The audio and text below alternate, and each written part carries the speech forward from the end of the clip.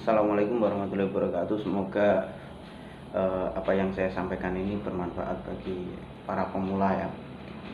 Ada orang yang bertanya, orang ahli dalam bidang sesuatu yang memang benar-benar ahli dan profesional itu baik dari sisi keahlian komputer, dari alim dalam ilmu agama, kemudian ahli dalam bidang pertukangan, ahli dalam bidang seorang pejabat dan lain-lain. Saya akan kupas tuntas hal itu. Bila mana ada kekurangan, teman-teman bisa menambah di kolom komentar atau tanya-tanya di kolom komentar. Jadi yang kita bahas ini adalah profesional dari seseorang. Seseorang bisa profesional dalam segala bidang, itu ada 3 unsur. Menurut saya ada 3 unsur yang bisa membuat orang itu profesional. Yang pertama adalah giat berlatih. Jadi memang dia itu giat berlatih dan belajar. Mau alim dalam bidang ilmu pengetahuan agama, dia belajar dengan tekun. Belajar dengan tekun agar dia mahir dalam bidang ilmu agama. Kemudian dalam bidang pertukangan, orang itu belajar, memang benar-benar belajar, ikut terus belajar. Kemudian dalam bidang ekonomi, dia juga terus belajar bagaimana cara mendapatkan uang, bagaimana ikut seminar sana sini, kemudian belajar di Google, baca-baca artikel. Dia memang benar-benar belajar. Itu yang pertama. Kemudian ada seorang dukun sakti, dia juga belajar mencari banyak guru. Oke ya. Yang pertama itu adalah unsur belajar dan terus belajar.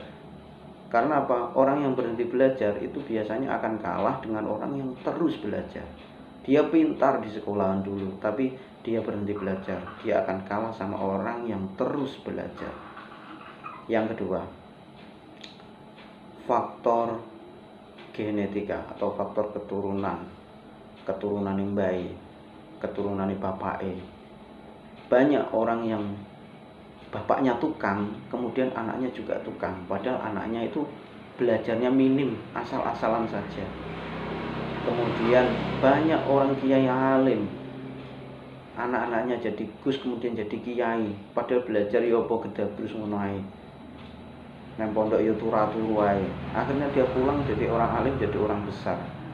Memang dari faktor keturunan seperti itu. Saya contohkan lagi, seorang dokter, ada dokter, anaknya juga biasanya juga jadi dokter. Jadi ilmunya yang saya bahas ini ilmunya. Jadi ayahnya cerdas, biasanya anaknya secara otomatis dia turun-temurun juga cerdas. Pejabat-pejabat juga seperti itu.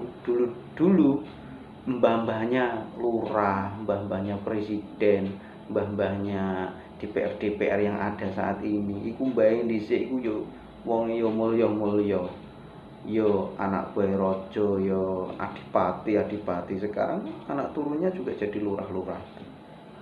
Kemudian yang ketiga adalah kalau di bahasa anime itu ada sistem karma. Memang dia ditakdirkan seperti itu.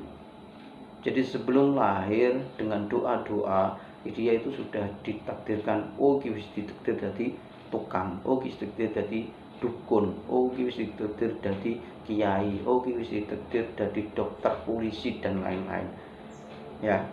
Jadi profesionalisme itu ada 3 unsur yang mempengaruhi.